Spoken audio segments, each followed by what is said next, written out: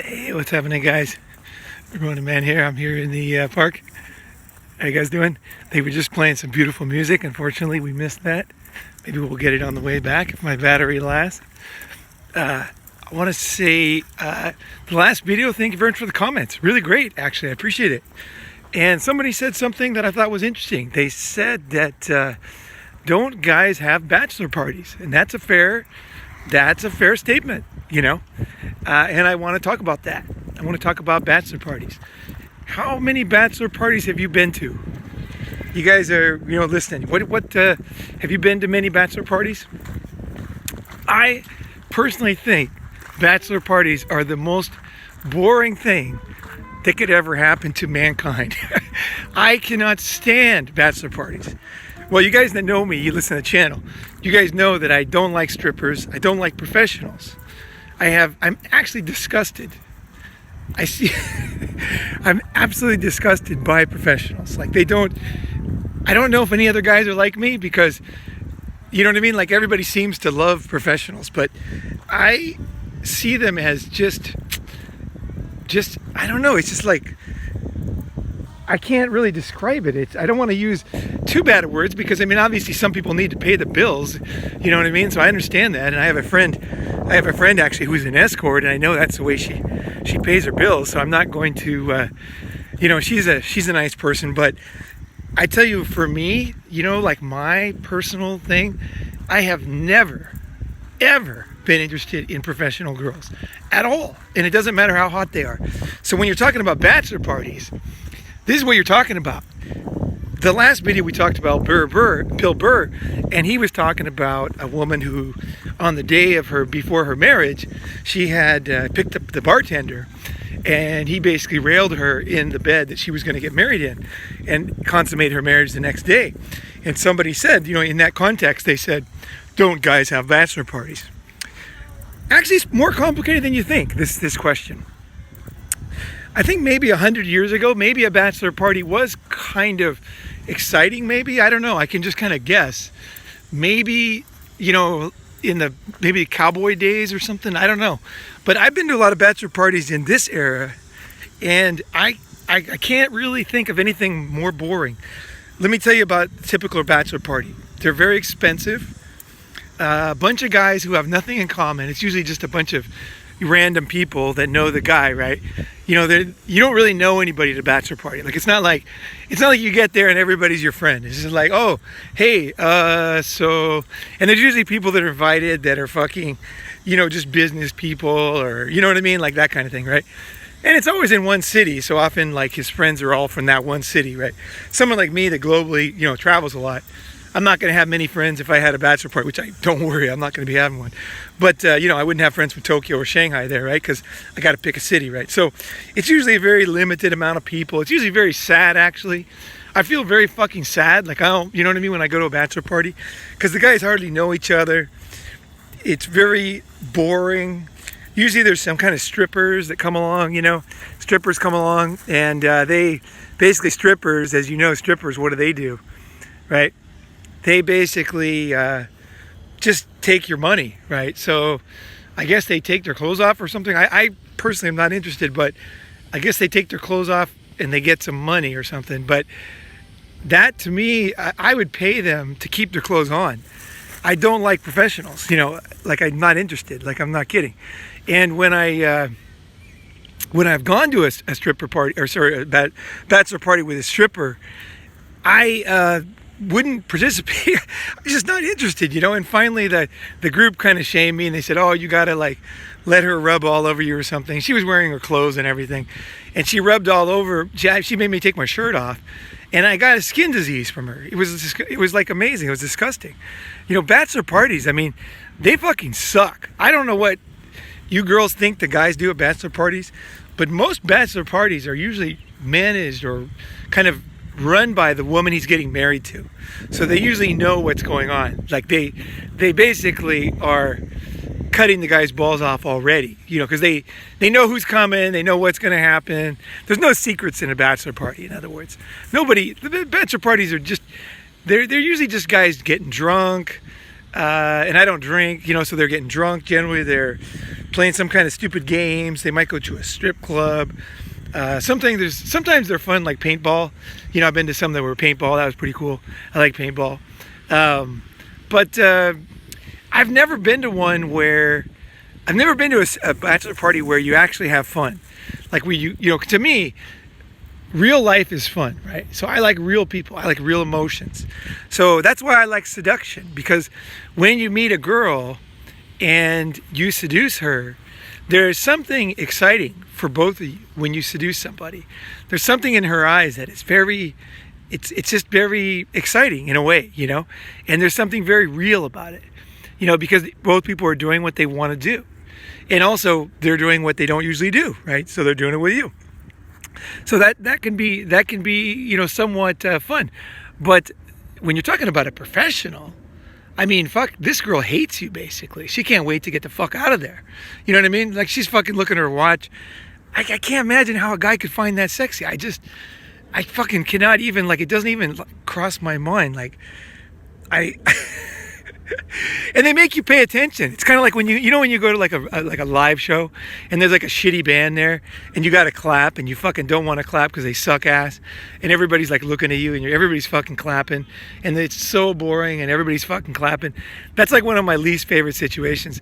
I think strippers are kind of the same way. Like, to me, they're usually ugly, they're usually old, they're usually disgusting, and then you're sitting there and you kind of have to, as a guy, you got to kind of pretend that you're excited, right?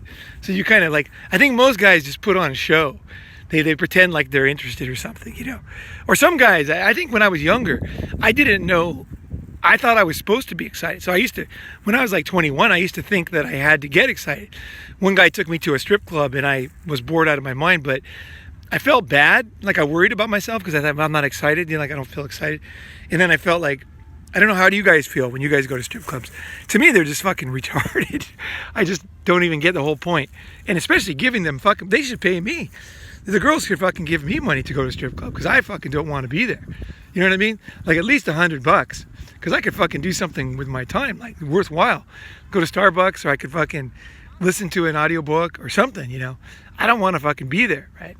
Not with some fucking disgusting girl. And most of them are usually pretty unhealthy too, generally pretty unhealthy. I've only been to one. My cousins took me to a strip club in Portland back in like maybe 1987 or something, and I remember the girls were pretty hot in that one. It's all college girls, but that, even then, it wasn't for me. It was just like, it was kind of amusing that the girls were hot, because I was like, oh, this is the only time I've ever seen hot girls at a place like this. Like, that's interesting, that's kind of, well, that's interesting, but that's about it. It's just kind of like, you might see an accident on the side of the road and then you're kind of like, whoa, look at that car. It's flipped over and it's all twisted up. Like, fuck, that's interesting. You know what I mean? Like, that kind of level of interest. That's it. That's fucking it for me. And I don't want to pick them up. I don't want anything to do with those fucking chicks. You know what I mean? So the thing is, this idea that bachelor parties are something that guys do. And so I think a lot of girls these days, they're out there doing bachelorette parties.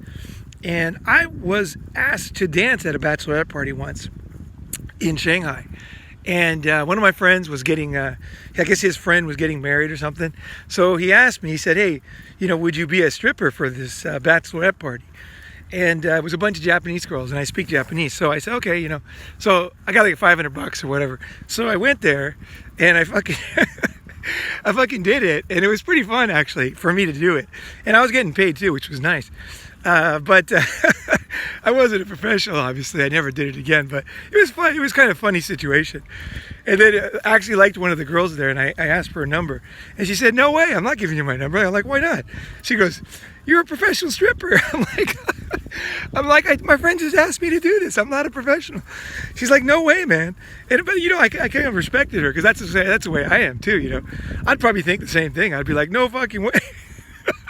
Actually, I just was having fun making $500, that was pretty fun.